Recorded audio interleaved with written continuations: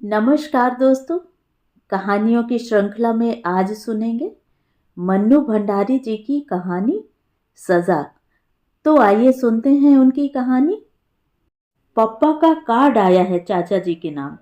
फैसले की तारीख 16 अप्रैल पड़ी है और इस बार निश्चित रूप से फैसला हो जाएगा। पहले की तरह स्थगित नहीं होगा। यदि छुट्टी मिल सके और असुविधा न हो तो 2 दिन के लिए आ जाना। मेरे और मुन्नू के लिए एक लाइन तक नहीं लिखी थी, ना प्यार ना आने के लिए कुछ। पूरे साल में पप्पा का यह पहला कार्ड था और हमारे विषय में कुछ नहीं लिखा, जैसे उन्हें मालूम ही नहीं हो कि हम भी यहाँ हैं। क्या पप्पा ने अपने आप को इतना बदल लिया है? उन्होंने क्या बदल लिया है? शायद समय ने बदल दिया है। उन्हें ही क्या, सबको ही बदल दिया। मैं क्या कम बदल गई हूँ? मुन्नू क्या कम बदल गया है? पता नहीं अम्मा की क्या हालत होगी। ओह, इन 5 सालों में क्या कुछ नहीं हो गया। 16 अप्रैल, आज से 5 दिन बाद मैं जाऊंगी, जरूर जाऊंगी और मुन्नू को लेकर ही जाऊंगी। कांता मामा ने तो हर सुनवाई के बाद यही लिखा है कि इस बार फैसला पक्ष में होगा। हे भगवान, ऐसा ही हो। पर रह रहकर मन कांप जाता है। पहली बार भी तो सब यही कहते थे। तब मैं एकदम नासमझ नहीं थी, फिर भी ज्यादा नहीं समझती थी। पप्पा और अम्मा तो हमेशा मुझे बच्ची ही समझते थे, इसलिए शायद बड़ी ही नहीं हो पाती थी। इधर एकदम बड़ी हो गई हूँ। कानून की बातें समझने लगी हूँ। 7 आदमियों का दोनों समय का खाना बना लेती हूँ। खाना ही नहीं, घर का सारा ही तो काम करने लगी हूँ। मेरे साथ स्कूल में जो लड़कियां पढ़ती थीं, उनसे करवाकर तो देखे कोई भी काम। पर वे क्यों ये सब काम करें? भगवान कभी उन्हें ऐसे बुरे दिन न दिखाए। क्या पापा सचमुच छूट जाएंगे? पिछली बार जब फैसला हुआ था, तब दादी बाबा चाचा सब आ गए थे। सब लोग कचहरी गए, पर हमें नहीं ले गए। मुन्नू को छोड़ जाते, वह सचमुच बच्चा था। पर मैं तो बड़ी थी, 9वीं का इम्तहान देकर चुकी थी। मुझे पापा के सारे केस की बातें पता थीं, फिर भी मुझे नहीं ले गए थे। मैं और मुन्नू सांस रोककर सबके लौटने की प्रतीक्षा कर रहे थे। मैं खुद बहुत घबरा रही थी, पर मुन्नू को बराबर समझाती जा रही थी। और कोई चाहे मुझे बड़ा न समझता, पर वह तो समझता ही था। 12 बजे दादी और अम्मा ने रोते रोते घर में प्रवेश किया। बाबा कुर्सी पर बैठकर हथेलियों में मुंह छुपाकर फूट फूट कर रोने लगे। हे भगवान, तेरे राज में इतना अंधेर। मेरे निर्दोष बेटे को 2 साल की सजा। सबको रोते देख हम दोनों भी खूब रोए। पप्पा को घर नहीं आने दिया, वहीं से जेल ले गए। 2 दिन मैं स्कूल नहीं गई। जब गई तो मेरी सभी सहेलियां हमदर्दी दिखाने लगीं, पर वह हमदर्दी बिल्कुल नहीं थी। हाय हाय, बेचारी के पिता को जेल हो गई। आपस में दबी दबी जुबान में कहती, इतने बड़े लोग भी चोरी करते हैं। तभी ठाठ थे आशा जी के। मेरा जी होता चीख चीख कर सबसे कहूं कि पप्पा ने कुछ नहीं किया है। बस इस समय उनके ग्रह बिगड़े हुए हैं। ग्रह जब बिगड़ जाते हैं तब क्या नहीं हो जाता। रामचंद्र जी ने कौन चोरी की थी, फिर भी 14 साल का वनवास काटा या नहीं? पांडवों ने क्या किया था, फिर भी अज्ञातवास किया या नहीं? तब जब ग्रह बिगड़ते हैं तो राजा को भी सब कुछ भोगना पड़ता है। इतनी सी बात ये लोग क्यों नहीं समझती? अम्मा ने मुझे समझाया कि अभी हमारे बुरे दिन हैं, जो भी आए चुपचाप सहन कर लो। और मैं समझ गई। तभी तो उन लोगों से कुछ नहीं कहती थी, पर उनको कभी समझ नहीं आया। शायद बुरे दिनों में ही समझ पड़ती है। खैर, तभी कांत मामा आ गए। वह इंग्लैंड से जैसे ही लौटे सीधे घर आ गए थे। कितना बिगड़े थे बाबा और चाचा जी पर कि यह सब कैसे हो गया। आज के जमाने में तो गुनहगार अपने को साफ बचा ले जाते हैं। लाखों हजम करके मूंछों पर ताव देते घूमते रहते हैं। फाइल की फाइलें गायब करवा देते हैं।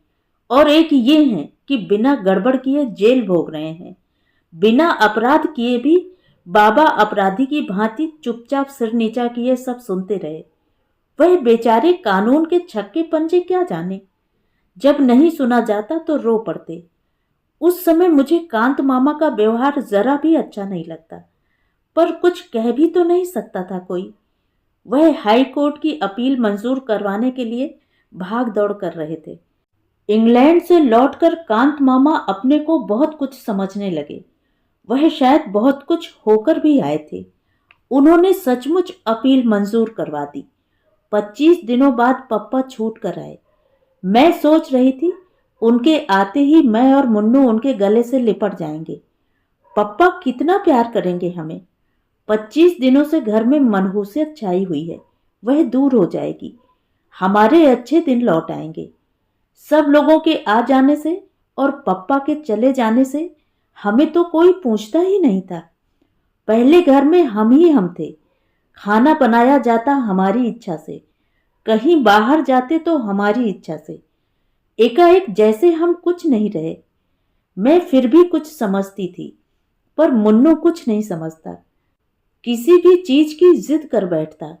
मैं उसे समझाती, भैया अभी हमारे बुरे ग्रह आए हुए हैं, किसी भी चीज की जिद नहीं करते। पर वह कुछ नहीं मानता और रोए ही चला जाता। सोचा था अब हमारे आंसू पोंछने वाले और हमारी हर जिद पूरी करने वाले पप्पा आ जाएंगे तो हमारे सारे दुख दूर हो जाएंगे, पर वैसा कुछ भी नहीं हुआ। पप्पा मामा के साथ तांगे पर आए थे। सभी दरवाजे पर खड़े थे। पप्पा उतरे। बात करना तो दूर, बिना किसी की ओर देखे चुपचाप नीची नजर करके वह ऊपर चले गए। सब लोग सकते में आ गए। कैसे हो गए हैं पप्पा? किसी की हिम्मत ही नहीं हुई कि ऊपर जाए। आखिर दादी ने अम्मा को भेजा। अम्मा थोड़ी देर में ही लौट आईं। दरवाजा ही नहीं खोलते। बहुत खटखटाया तो यही कहा, चली जाओ, मुझे अभी परेशान मत करो। यूं घर वालों के साथ रोई मैं रोज ही थी, पर उस दिन पहली बार मेरा मन रोया था। अपनी पूरी समझ के साथ रोया था। क्या हो गया मेरे पप्पा को? 25 दिनों बाद घर में घुसे और प्यार करना तो दूर रहा, हमारी ओर देखा तक नहीं। बार बार मन कहने लगा, यह मेरे पप्पा नहीं हैं, वह ऐसे हो ही नहीं सकते। जेल वालों ने उन्हें बदल दिया। एक अजीब सा भय मन में समाने लगा कि अब शायद पप्पा कभी प्यार नहीं करेंगे। और सचमुच उसके बाद मैंने कभी उनका प्यार नहीं पाया, आज तक नहीं। इस कार्ड में क्या वह एक पंक्ति भी हमारे लिए नहीं लिख सकते थे? यूं मैं उनकी इस उदासीनता और तटस्थता को समझती भी हूं। शायद वह अब किसी से मोह नहीं रखना चाहते। कहीं फिर सजा हो गई तो? शाम को सब लोग ऊपर गए। दरवाजा तो खोला पप्पा ने, पर बात किसी से न की थी। बस तकिए में मुंह गड़ाकर पड़े रहे थे। मुझे लग रहा था जैसे वह रो रहे हैं, पर हमें तुरंत नीचे भेज दिया गया था। कितना कितना गुस्सा आया था उस समय। पप्पा हमारे हैं और ये सब इस तरह कर रहे हैं मानो हम कुछ हैं ही नहीं। पप्पा पर पहला हक मेरा है, और वह भी सारी दुनिया में मुझे ही सबसे ज्यादा प्यार करते हैं। मैं मानने लगी थी कि ये सब लोग जल्दी से जल्दी अलीगढ़ चले जाएं तो अच्छा हो, तभी शायद पप्पा हमसे पहले की तरह प्यार करेंगे। सबके सामने शायद उन्हें शर्म आती है। शर्म की बात तो है ही। स्कूल में मुझे क्या कम शर्म आती थी। दूसरे दिन मामा जी और चाचा जी चले भी गए। दादी और बाबा तो घर के ही हैं, पर पप्पा फिर भी नहीं उतरे। उस रात अम्मा को सोने के लिए ऊपर भेजा। वह सवेरे उठकर आई तो बोली, माँ जी मुन्नू को आप गांव लेती जाइए, वहां के स्कूल में डाल दीजिए। यहाँ तो अब उसकी फीस जुटाना भी भारी पड़ेगा। आशा का तो इस साल फाइनल है, वरना उसे भी उमेश भैया के पास भेज देती। नीचे का घर अब खाली कर देंगे। फिर और पता नहीं क्या क्या बातें हुई दोनों में, और फिर दोनों खूब रोईं, खूब रोईं।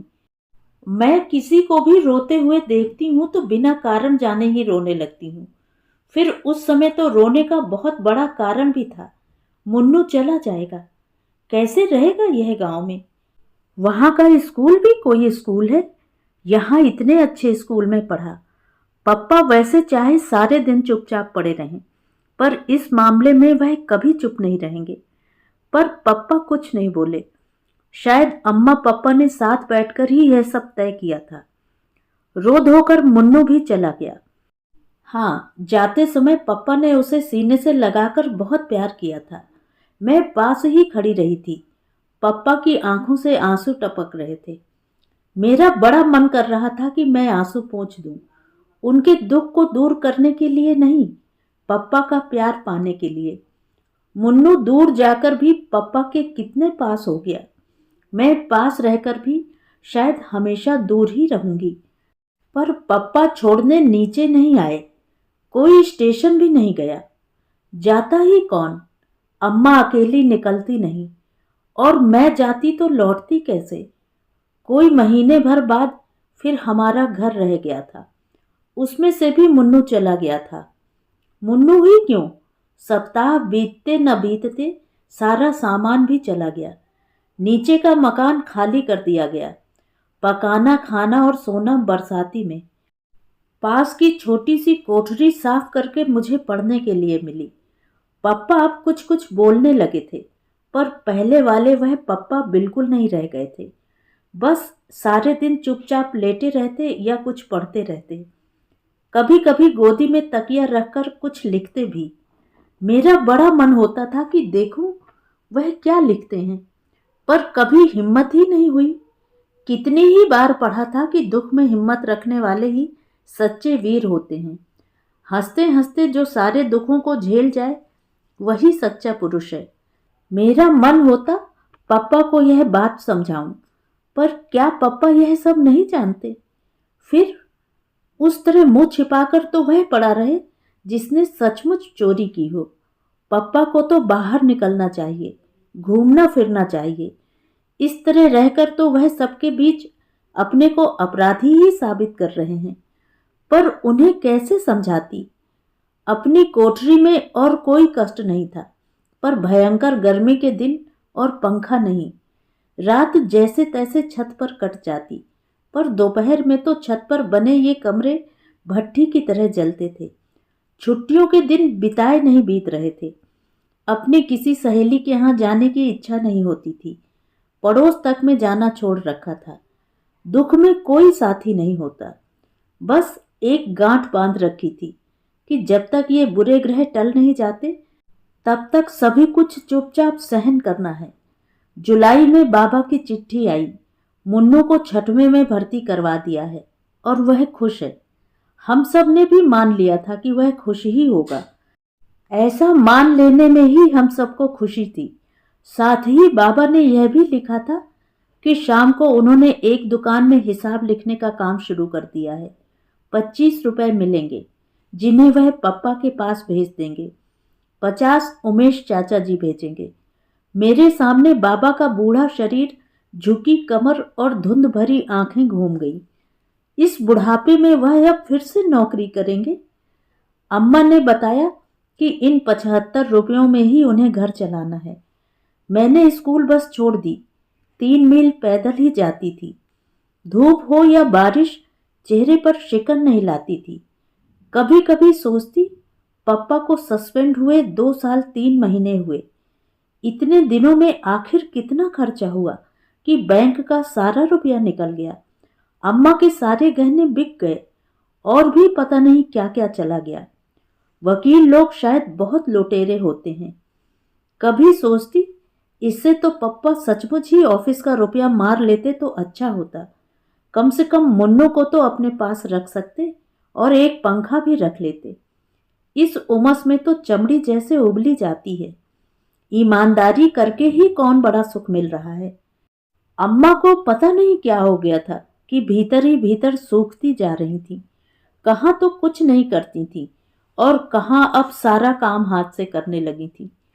पापा भी उनकी मदद करते थे। उस समय मुझे बड़ा अच्छा लगता था। उन दिनों अम्मा बहुत चिड़चिड़ी हो गई थी। एक दिन उन्होंने मुझे जरा सी बात पर पीट दिया। अपनी याद में मैंने पहली बार मार खाई थी, और वह भी इस उम्र में। शरीर से ज्यादा मन आहत हुआ। चोट से ज्यादा इस बात का दुख था कि पप्पा बैठे देखते रहे पर कुछ नहीं कहा। ना अम्मा को मना किया, न मुझे ही प्यार किया। अपनी कोठरी में बैठकर मैं घंटों रोई थी।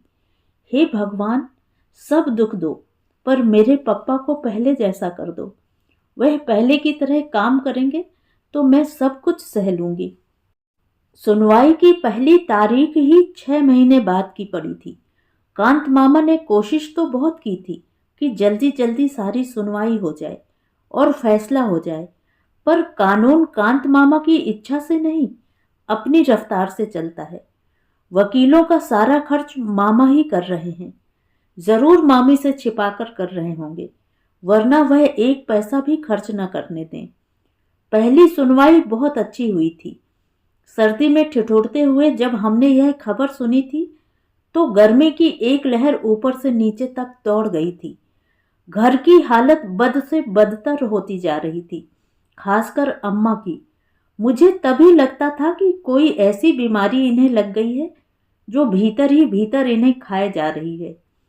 हाइजीन में रोग और उसके लक्षण पड़ रखे थे और मुझे अम्मा के सारे लक्षण राजयक्ष्मा के से लगते। सर्दी में वह जो ठंड खा गई तो 4 महीने तक खांसती ही रहीं। बाबा की चिट्ठी आई। बड़ी बेबसी में उन्होंने लिखा, हिसाब में कुछ ऐसी भूल हुई कि वह काम चला गया। अब तो 50 रुपए की पेंशन में से ही किसी तरह 15 रुपए ही भेज सकूंगा। हिम्मत रखना बेटा, बुरे दिन आते हैं तो सब तरफ से आते हैं, पर ये दिन फिरेंगे जरूर। भगवान के घर देर हो सकती है, अंधेर नहीं। दूसरी सुनवाई अप्रैल में हुई। तारीखें जल्दी मिलती ही नहीं थी। पापा को छूटे साल हो गया था और अभी 2 सुनवाई और बाकी थी। इतने इतने दिनों बाद ही यदि सुनवाई हुई तो 1 साल और लग जाएगा। मेरा मन कांप कांप जाता था। लगता था अब ऐसे दिन नहीं काटे जाते। मुन्नू गांव में, पप्पा बरसाती में, मैं कोठरी में और अम्मा खाट पर। कैसे मैंने मैट्रिक का इम्तहान दिया था मैं ही जानती हूँ, फिर भी 2nd डिवीजन में पास हो गई। कोई खुशी मनाने वाला नहीं था। सबके मन ऐसे मर चुके थे कि न किसी बात की खुशी होती थी न रंज। जुलाई में नई समस्या आई। गांव में तो केवल मिडिल स्कूल ही था। मुन्नू का अब क्या होगा, मेरा अब क्या होगा। यहाँ कॉलेज में जाने का तो प्रश्न ही नहीं उठता था। मैं जानती थी कि बच्चों को पढ़ाना तो दूर, 65 रुपए में साथ रखकर खिलाना भी मुश्किल था। बाबा ने मुन्नू को सीधे उमेश चाचा के पास भेज दिया और खबर कर दी। यहाँ की स्थिति वह जानते थे। पप्पा वह पत्र पढ़कर सिहर उठे। अम्मा बहुत रोईं। मैं छोरे को बेपढ़ा ही रख लेती, वहां क्यों भेज दिया। एक बार उसे मुझसे मिला तो देते। लीला का स्वभाव कौन नहीं जानता। मेरा बच्चा सहम सहम कर मर जाएगा। 2 दिन तक वह रोती नहीं। पप्पा अपराधी की तरह चुप बैठे रहे। अम्मा क्यों रोती हैं इस तरह। पापा यदि कुछ कर सकते हैं तो क्यों नहीं करते। 2 दिनों बाद वह बोली, मैं सोचती हूँ आशा को भी भेज दो, वहीं कॉलेज में भर्ती हो जाएगी। मैं समझ ही नहीं पाई कि अम्मा व्यंग कर रही हैं या, पर अगले वाक्य ने सारी बात साफ कर दी। लीला का स्वभाव तो तुम जानते ही हो। आशा मुन्नू के पास रहेगी तो उसे तसल्ली तो रहेगी, सोने को एक गोद तो रहेगी। और अम्मा खुद फूट फूट कर रोने लगी थी। उमेश भैया को लिख देना, जो भी वह खर्च करें हम पर कर्ज ही समझें। मैं उनकी पाई पाई चुका दूंगी। भगवान कभी हमारे दिन भी बदलेगा ही, नहीं तो अपने को बेचकर उनका कर्ज अदा करूंगी। पर मेरे बच्चों पर थोड़ा रहम करें। ये दुखियारे यूं ही अनाथ हो रहे हैं। थोड़ा प्यार इन्हें भी दें, थोड़ा लीला को भी समझा दें। कांत मामा अपने ही किसी काम से दिल्ली आए थे। लौटते समय अलीगढ़ भी उतरे। अम्मा ने उन्हीं के साथ मुझे इलाहाबाद भेज दिया था। कांत मामा ने एक बार कहा जरूर था, कलकत्ता भेज दो, वहां पढ़ लेगी। पर क्या मैं पढ़ने जा रही थी। पढ़ना तो बस यूं ही था। मुझे तो मुन्नू को तसल्ली देनी थी। वह रोए तो उसे अपनी गोद में रुलाना था। और उस दिन मैं सचमुच बड़ी हो गई थी, अम्मा की तरह बड़ी। पर घर छोड़ते समय सारे बड़प्पन के बावजूद फूट पड़ी थी। अम्मा की हालत देखकर घर का अधिक काम मैंने संभाल रखा था। अब क्या होगा? इस हालत में अम्मा कैसे सब काम करेंगी? रोज रोज के बुखार ने उन्हें हड्डियों की गठरी बना दिया था। पर अम्मा को तसल्ली देने वाले पप्पा हैं। रोने के लिए पप्पा की गोदी है। मुन्नू तो वहां अकेला है। तभी मेरी सबसे ज्यादा जरूरत मुन्नू को ही है। रास्ते में कांत मामा ने मुझसे पूछा था, शारदा को रोज बुखार रहता है, किसी डॉक्टर को दिखाया या नहीं? नहीं। और मुझे रोना आ गया। रोते नहीं बेटे, अब बहुत जल्दी ही सब ठीक हो जाएगा। पप्पा ने तो कई बार कहा था कि दिखा दो, पर अम्मा मानती ही नहीं। कहती हैं डॉक्टर झूठ मूठ को वहम डाल देते हैं। मामा चुप हो गए थे। मामा क्या समझते नहीं? अम्मा इसलिए नहीं दिखाती हैं कि डॉक्टर और दवाई का खर्च कहाँ से आएगा। वे लोग तो टॉनिक और दूध फल बता देंगे, आराम करने और खुश रहने को कह देंगे। बोलो यह सब हो सकेगा 65 रुपए में? मुझसे पूछो, इन दिनों मैंने हिसाब चलाया है। एक एक चीज गिना सकती थी, पर उनसे क्या कहती? वकीलों का सारा खर्च तो वह कर ही रहे हैं, और वकीलों पर कितना खर्च होता है क्या मैं जानती नहीं? मुन्नू मुझे देखते ही लिपट पड़ा था और रो दिया था। मुझे भी रोना आ गया था। चाची ने कुछ कहा जरूर था, पर अपने ही रोने में हमने सुना नहीं। मुन्नू को गले लगाकर मुझे कैसा लग रहा था मैं नहीं बता सकती। इतना जरूर लगा था कि उसे सचमुच किसी गोद की जरूरत थी, किसी सहारे की। मैं चाची से बातें कर रही थी। उन्हें मेरा आना अच्छा नहीं लगा था, यह साफ था। पर मैं ही कौन अपनी इच्छा से आई हूं? मुन्नू का रंग काफी सांवला पड़ गया था। चेहरा सूख कर मुरझा गया था और आंखें बड़ी सहमी सहमी लग रही थी। लगा बहुत डर कर दब कर रहता है शायद यहाँ। घर में कितना उधम करता था। इतना सा बच्चा, कैसे उसने अपने को बदला होगा, दबाया होगा। देखा, उसका काम था साल भर के बिट्टू को खिलाना। सारे दिन वह उसे गोदी में टांगे टांगे फिरता। कब तो वह पढ़ता होगा, कब वह होमवर्क करता होगा। रात को जब वह सोने मेरे पास आया तो धीरे से बोला, दीदी कल मुझे बुढ़िया के बाल खिलाना। टिल्लू और पम्मी रोज खाते हैं। चाची उन्हें पैसे देती हैं और कहती हैं छिपकर खा लिया करो, पर वे सामने ही खाते हैं। एक दिन टिल्लू मुझे चिढ़ाकर खा रहा था। मैंने उसके बाल छीन लिए। उसने चाची से शिकायत कर दी। चाची ने मुझे बहुत मारा। चाची बहुत जोर से मारती हैं। और वह फिर से सकने लगा। मैंने उसे बहुत प्यार किया और कहा मैं अपने भैया को बाल खिलाऊंगी, पर मेरा मन भीतर तक सिसक पड़ा। हम बड़े हैं, हम सब समझते हैं और सह सकते हैं, पर यह बेचारा कैसे समझे? समझ तो गया ही होगा, पर सहे कैसे? पहली रात को ही मैंने संकल्प किया, मैं कॉलेज नहीं जाऊंगी। घर का सारा काम मैं करूंगी, जिससे चाची को पूरा आराम मिले और उनका गुस्सा ठंडा रहे। चाची कुछ भी कहेंगी तो चूं तक नहीं करूंगी। वह प्रसन्न रहेंगी तो मुन्नू सुरक्षित रहेगा।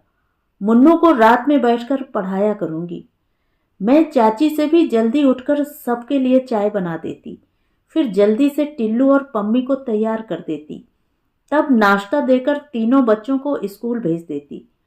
नाश्ते की प्लेट देखने चाची जरूर आती। शायद उन्हें यह वहम रहता है कि मैं मुन्नू को कुछ ज्यादा या अच्छा ना खिला दूं। चाचा जी तारीफ करते, तुम तो बड़ी होशियार हो आशा, इतना काम कर लेती हो। चाची तुरंत कहती, मैं जब इतनी बड़ी थी तो 12 जनों के कुनबे को संभालती थी। आध आध मन के पापड़ मंगौड़ी करती थी। चुप रहती थी मैं तो। दोनों समय का खाना भी मैंने अपने ही जिम्मे कर रखा था।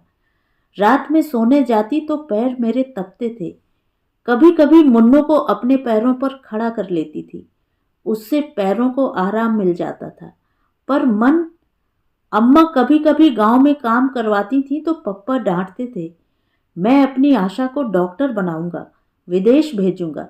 यह भटियार खाना करवाकर क्या मुझे अपनी बिटिया की जिंदगी खराब करनी है? यही वाक्य हवाओं में तैरता कमरे में घूमता रहता, गूंजता रहता। धीरे धीरे आदत पड़ गई तो पैरों का दर्द बंद हो गया और मन भी सुन्न होता चला गया। मैंने अम्मा को नहीं लिखा कि मैं कॉलेज में भर्ती नहीं हूँ। लिखने के लिए चाची जी ने मुझे 4 पोस्ट कार्ड दिए थे और बताया था कि हर महीने 4 कार्ड मिलेंगे। उनमें मैं कुशल समाचार भेज देती थी। बस रात दिन काम कर करके मैं चाची के क्रोध को संभाले रहती। आराम पाकर मुझ पर वह कुछ कुछ प्रसन्न भी हो गई थी, पर उनका हाथ जब तक उठ जाया करता था। अपने बच्चों पर, मुन्नू पर भी। उनके बच्चे आदी थे, सो मार खाकर भी हंसते और भाग जाते। फिर वे मार खाते थे तो प्यार भी पाते थे, पर मुन्नू सहम जाता था, भीतर ही भीतर सिसकता। बड़ी करुण नजरों से वह मुझे देखता, पर भीतर से कटकर भी मैं ऐसे अवसरों पर कुछ नहीं बोलती। सोचती, यूं मार खा खा कर मुन्नू या तो बेहद ढीठ हो जाएगा या जड़। पापा और मम्मा तो कभी हाथ भी नहीं लगाते थे हमारे। अकेले में मैं उसे प्यार कर लेती, समझाती, थोड़े दिनों की बात है भैया, फिर हम अपने घर चलेंगे। पर मेरा मन सबसे ज्यादा दुखी तब होता जब चाची गुस्से में कहती, ऑफिस के 20,000 गायब करके गाड़ दिए और हमारा खून चूस रहे हैं। ये हमारे बड़े हैं, लानत है ऐसे बड़प्पन पर। मैं सोचती, क्या सचमुच चाचा जी भी यही सोचते हैं कि पप्पा ने रुपए मारे हैं? यदि आज उनके पास पैसा होता तो क्या हमें यूं छोड़ देते और अपने सारे पिछले दिन आंखों के आगे घूम जाते? कितना प्यार करते थे पप्पा, कितना। मैं चाहे कुछ भी लिखूं, पर क्या वह जानते नहीं कि हम पर यहाँ क्या गुजर रही है? 31 तारीख को चाचा जी ने चाची के हाथ में तनख्वाह रखी तो चाची ने कहा, अब भाई साहब को लिख दो कि 50 रुपए नहीं भेज सकेंगे। इस महंगाई के जमाने में 2 को पालना ही बहुत भारी पड़ रहा है। फिर हमारे भी तो बच्चे हैं, कौन यहाँ खान गड़ी है। बात ठीक थी, पर मेरा मन कांप गया। चाचा जी रुपए नहीं भेजेंगे तो क्या होगा? 15 रुपए महीने में क्या होगा? इतना तो कमरे का किराया ही चला जाता है। रोती हुई अम्मा और बिसूरते पप्पा मुझे सारी रात दिखाई दिए। मैं भी उनके साथ बहुत रोई। अम्मा का कोई पत्र नहीं आया बहुत दिनों तक। उठते बैठते एक ही चिंता थी मुझे, अम्मा ने पैसे की क्या व्यवस्था की होगी। कांत मामा का भी कोई पत्र नहीं आया। पता नहीं क्या हाल है उधर का। पूरा अगस्त बीत गया। मैं अपने 4 कार्ड डाल चुकी, पर कोई जवाब नहीं आया। क्या हो गया है अम्मा को, लिखती क्यों नहीं? सितंबर में कांत मामा का पत्र आया। शारदा की तबीयत खराब थी, सो उसे यहाँ ले आया। यहाँ उसका इलाज चल रहा है। दिनेश जी ने कमरा बदल लिया है। उनका पता है। किस्मत के अलावा क्या कहूँ कि तारीख जल्दी नहीं मिलती। 3 तारीख इसी महीने के आखिर में पड़ी है। सुनवाई पर जाऊंगा। तुम घबराना मत, भगवान सब ठीक करेंगे। गर्मियों तक कुछ न कुछ अवश्य हो जाएगा। तो पप्पा अकेले रह गए। अम्मा और अम्मा की गोद भी छिन गई, जिसमें वे रो सकते थे। पापा का यह पता? अलीगढ़ की गली गली मुझे मालूम थी। यह तो मजदूरों की बस्ती है। अंधेरी सीलन भरी गलियां, पास में बहते नाले। पप्पा का खाना कौन बनाता होगा? उन्होंने तो कभी ऐसे काम नहीं किए। कभी अंगीठी भी जलाते तो अम्मा मना कर देती थी। तब वह यही कह देते, शारदा, कौन जाने इस बार छूट ही जाऊंगा। सजा हो गई तो पता नहीं क्या क्या करना पड़ेगा। अम्मा बीच में ही डांट देती, ऐसी बात ही क्यों मुंह से निकालते हो? भगवान के घर देर हो सकती है, अंधेर नहीं। यह वाक्य अम्मा ने बाबा से सीखा था और मंत्र की तरह गांठ बांध लिया था। और मैं भगवान से यही मनाया करती थी कि हे भगवान, उन्हें सजा न हो, पप्पा की तपस्या का फल उन्हें मिले। जो कुछ वह सह रहे हैं वह क्या तपस्या से कम है? सीलन भरी अंधेरी कोठरी में सबसे मुंह छिपाकर रहना, बच्चे कहीं, पत्नी कहीं। अब तो रहम करना, अब उन्हें सजा मत करना। मुन्नू और टिल्लू अपना अपना रिजल्ट लेकर आए। टिल्लू सब विषयों में पास था और मुन्नू एक विषय में फेल होकर प्रमोट हुआ था।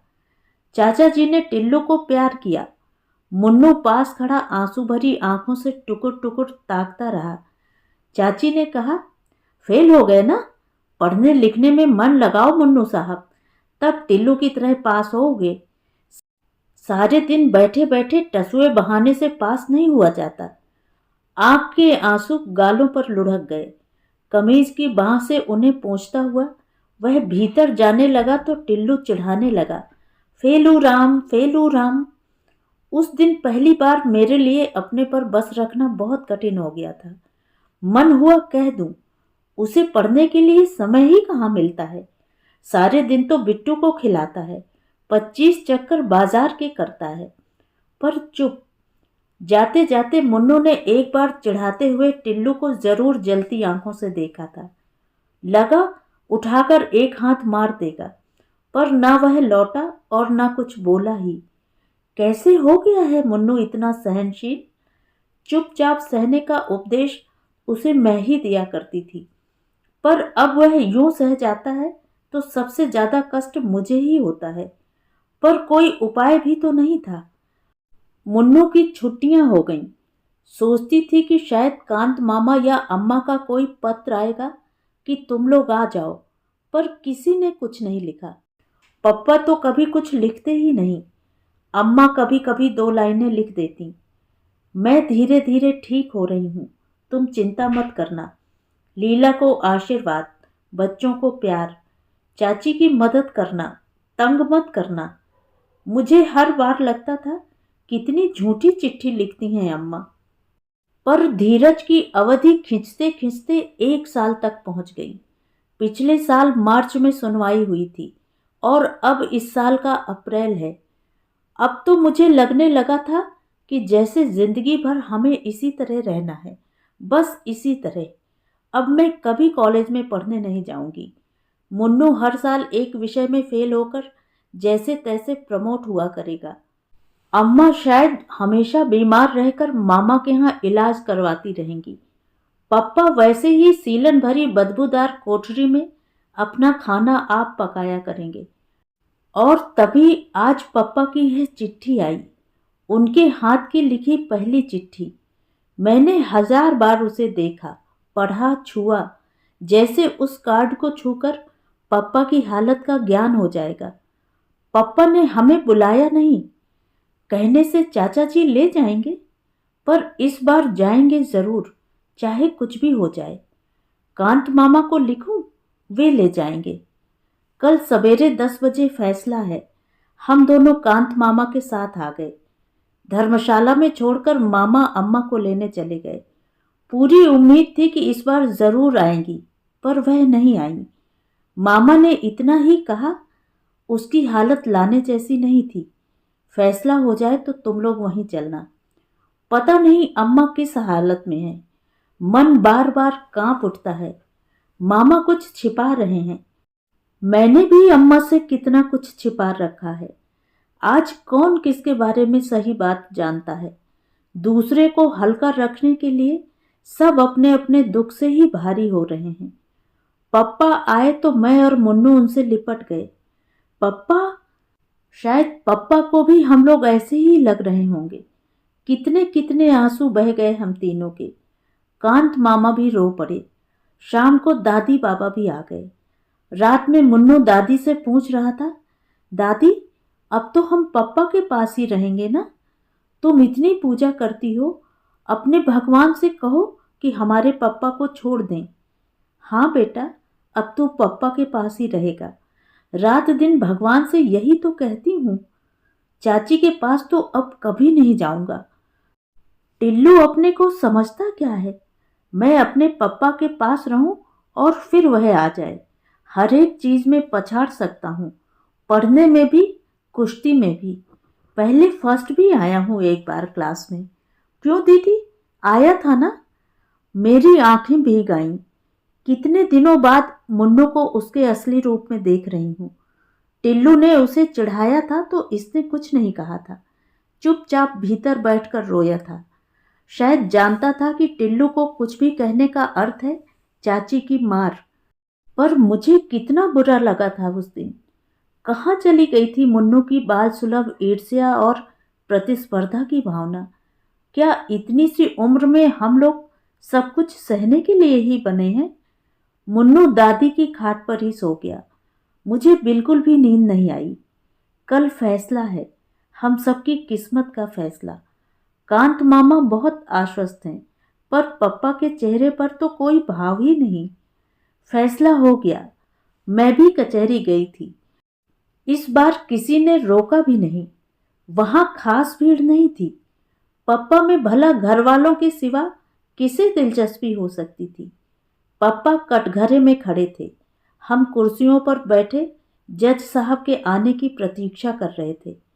जज साहब आए तो बाबा ने आंखें मूंद ली। दादी का सिर नीचा था। वह जरूर मन ही मन प्रार्थना कर रही होंगी। मुन्नू का हाथ कसकर दबाए बैठी थी और मुझे लग रहा था कि अब और देरी होगी तो मेरी सांस ही घुट जाएगी।